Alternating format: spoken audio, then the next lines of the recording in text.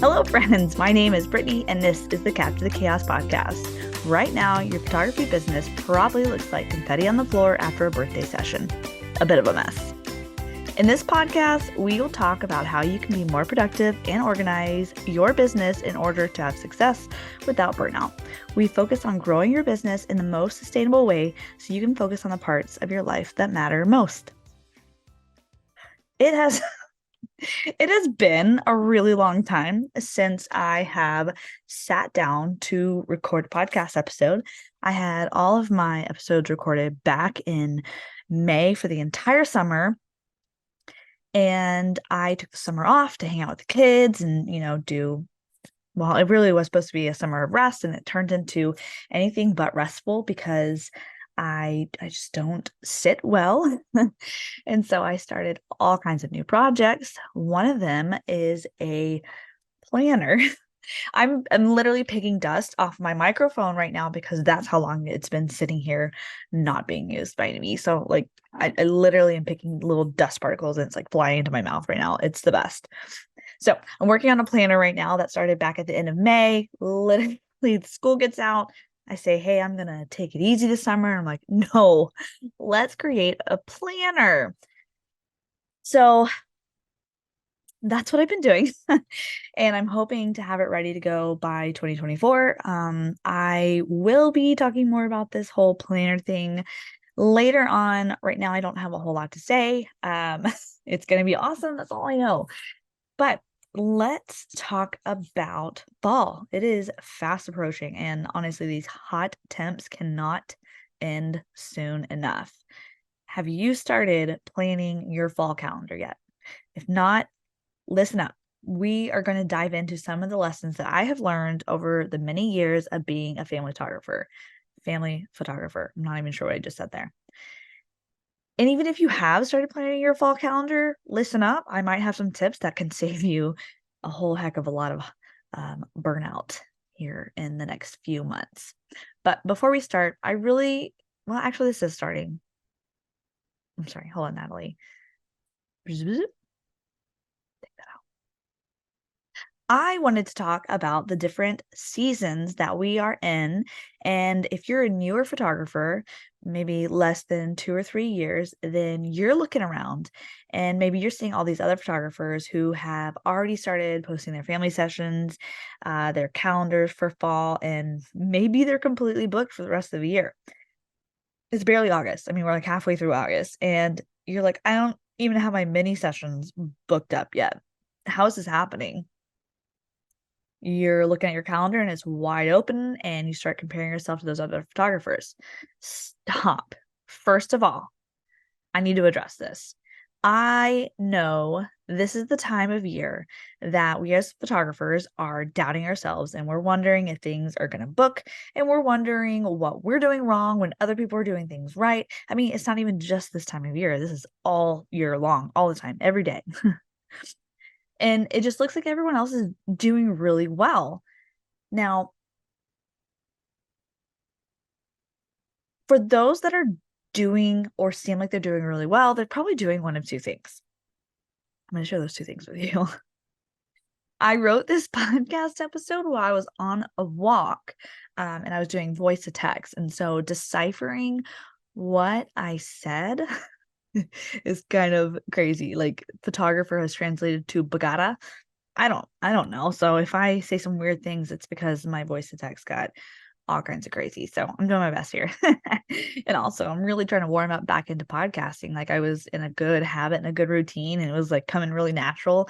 And now I have to get back into that. And it has been a while. Like I said, 3 months, I think. So, okay. Those photographers who are doing really well, one thing that might be happening for them is that they've been in the game for a really long time and they have an email list that they have trained that their clients know that they are going to book up, and they're going to book up fast. If they don't schedule a session with them in the summer, they are probably not going to get a session.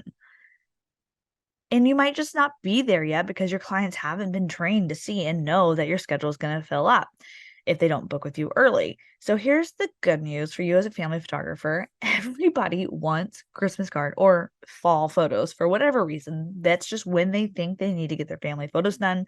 A lot of people are doing Christmas cards, and it's really important to them to get those Christmas cards done in the fall. Like, I have no problem sending out my beach photo from earlier in the summer, but most people want those fall photos. And so we just get really busy as photographers, family photographers in the fall.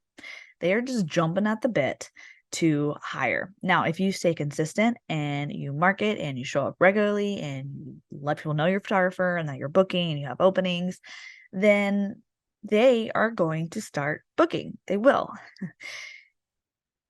Now, here's something I don't want to happen. I don't want you to get so excited that these people are booking you and you end up overbooking yourself. And we're going to talk about that a little bit later. But first, let's move on to that other thing that those photographers who are talking about how well they're doing. The second thing that might be happening for them is they might be doing this scarcity tactic. And it's not necessarily an icky thing to do. It's not bad. There's some benefit to it. And there's definitely a good way to do this. And there's a reason for it. So here's how it works. That photographer posts a limited number of sessions and dates, and then they start to book, and people start seeing that those sessions are booking up, and they kind of get that urgency, and they're like, oh my gosh, there's only 2 spots left. I have got to book that now or it's going to be gone. So once those sessions start to book up or they fill up, the photographer might add more dates and time slots. And I don't think this is a bad thing. And I don't think it's icky, and I don't think it's dishonest. I would do the same thing because I don't want to have 4 hours open for many sessions and just book a few at the end and a few at the beginning. And then I have this giant gap in the middle. So what I would do is open up 2 hours at the end and hope those fill up. Once I do, I'll open up another hour at the beginning. Maybe I'll open up both hours if it booked up really fast. So I would do it so I could kind of keep my schedule more condensed and not just waste so much time. Or if you're renting a studio and you wanted to get rid of some of the time and not have as much risk with the studio rental, that might be a good option for you as well. So if you haven't already had your fall sessions posted since June, that's okay. There's going to be people who are needing to book later on. And I promise you, there are going to be people contacting you well into December. And hopefully you're going to be saying, I'm sorry, I'm booked. I can't take anything else. But here's my email list for next year. Whenever I open up sessions, you'll be the first to know about it. And that, my friend, is how you train your people to know that they need to start booking in July. And it's not going to happen overnight, and it's not even going to happen in 1 year. But the longer you do this and the longer you do it well, the easier it's going to get. I've been doing this for 12, 13 years. And at this point, it is absolutely no effort on my part to book fall. So you won't see me doing a whole lot of marketing for fall. I did start I was doing some marketing because I wasn't quite sure it was going to be happening because summer was crazy dead for me. Like, I got absolutely no inquiries in the month of June. I mean, I'll be quite honest. Like, I was almost scraping pennies through June. But and I wasn't quite sure what was happening. And, people were saving money. Are they going to be booking in the fall? I make half my yearly income happens in the fall.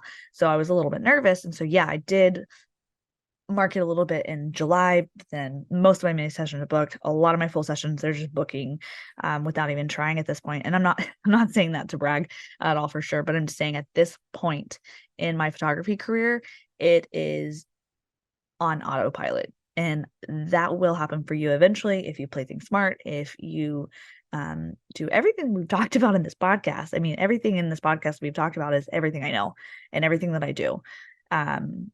So this is going to happen for you too. You just can't give up, and you have to keep going, and you have to put in the work the first few years, several years. And eventually this is what it's going to be like for you as well. So let's talk about how not to overschedule yourself. I said we were going to talk about that a little bit. I'm hoping that you just get so busy and so many inquiries and you're having to turn people away. And I want you to turn people away. I don't want you to get so excited and just accept everybody.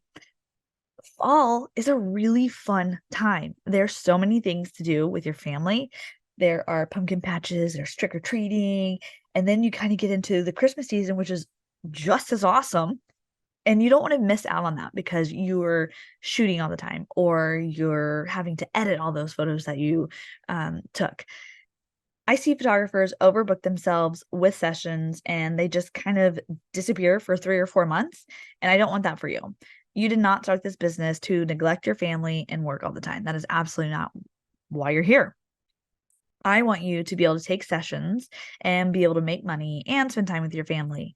So you need to sit down and look at your calendar for September, October, November, and December and decide what are some things that you know you're going to want to do with your family or with your friends or by yourself. Do you want to take some time off for Thanksgiving so you can visit family out of town? Do you want to take a Saturday off to go to the pumpkin patch? Do you know that you need Halloween off so you can take your kids trick or treating, or maybe the day before so you can go to a trunk or treat at a local church? Talk to your family members and see what they have, what plans they have going on. If there's going to be things that you want to do with your family, like my family has a get together. It's like a big Christmas gathering that we do early in December, but lately it's been in January and sometimes July. But I want to make sure that if it is in December, that I don't overbook myself and not get to go to our family gathering. So is there a day off that you want to give yourself every single week? Like I like to take Sundays off. Maybe your spouse or your person that you're with is off on Mondays and you want that to be your day off. Whatever it is, just keep in mind to schedule one day every single week that you're just not going to take sessions. And I know some of you have a really hard time planning things in advance, and I guarantee that this is going to change the way you book.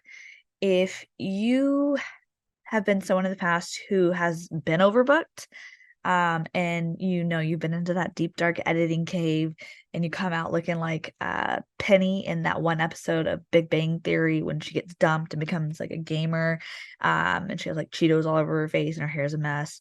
If you know, you know, like that is my vision of photographers when they overbook themselves and they're just like editing at all times. After you've looked at your personal calendar and you know what days you want to give yourself off, you are going to schedule your mini sessions if you do them. I would go ahead and plan those dates now. If you haven't already done it, book a studio, pick the locations that you're going to use. And like here in Dallas, most of the good mini session or studio sessions are time slots are filled. So you might have to take some of the secondary leftovers there, but it's still doable. Once you book your mini sessions, then you're going to figure out when you want to do your full sessions. I don't want you to open yourself up to like having session availability every day, Monday through Sunday or Saturday or whatever day, because what's going to happen is you're inevitably going to get booked every single one of those days and you're going to have no time to edit. And you're going to have no time for family. And you're going to have no time for self and you're overwhelmed. Set specific days you're going to take sessions. Maybe one day you're going to do Tuesday, Thursday, Saturday, and then the next week you can do Monday, Wednesday, Friday. They don't have to be the same every single week. And don't be afraid that people are like, oh, don't think that people aren't going to take what you're giving them. If you say, I have these 5 days this month available, they're going to take one of those 5 days if they want to book with you. It's very rare that I ever have someone who's like, I absolutely can't do any of those days. And usually I'm just like, sorry, I'll refer them to someone else. Or if it's a long time client, maybe I'll squeeze them in another day. But people are going to work with the schedule that you give them. So don't be afraid that you're not going to get as many bookings because of that. You're going to prevent yourself from getting overbooked. Just take it from me. Listen to me. You do not want to take more than 3 or 4 sessions in a week. Honestly, I think 3 or 4 sessions is kind of a lot. I would even aim maybe like 2 or 3. But I know if it has been kind of a slower year or, you know, you're getting excited that you're actually getting bookings, you might want to do 3 or 4. Maybe, you know, maybe you're trying to get like stack up your bank account, which I'm definitely going to do. I am okay with taking a lot more sessions in the fall than I would in the spring, just because I'm prepared for it and I know that's what I want and I know how it's going to feel and I know I'm going to get a break in December and January and that's okay with me. I highly suggest that you get a CRM that has a booking calendar and has contracts and invoices. I don't care if you're taking a lot of sessions at this point or if you've made a lot of money. This is one of the first things that I would invest in your business right away. Start as you mean to go on. If you want to have a polished and professional looking photography business, then you need to start as a polished and professional photographer. You can't have one foot in and one foot out. You have to go all in if you're going to do this. And I promise you, you can do this. All right. And I'll help you. I'll help you do it. If you need someone in your corner to cheer for you, I will help you. I will make sure that this happens for you. But you can't just I was going to say a naughty word that would make me have to mark myself explicit, but I'm not going to do it. But you can't halfway things here. And I promise if you have a CRM and you have all these things that work with it, it's going to make your life easier in the long run. I don't want you to have to figure out that this is going to make your life easier in the long run. Can you just trust me that this is going to make your life better? Clients are going to notice a difference in this level of professionalism.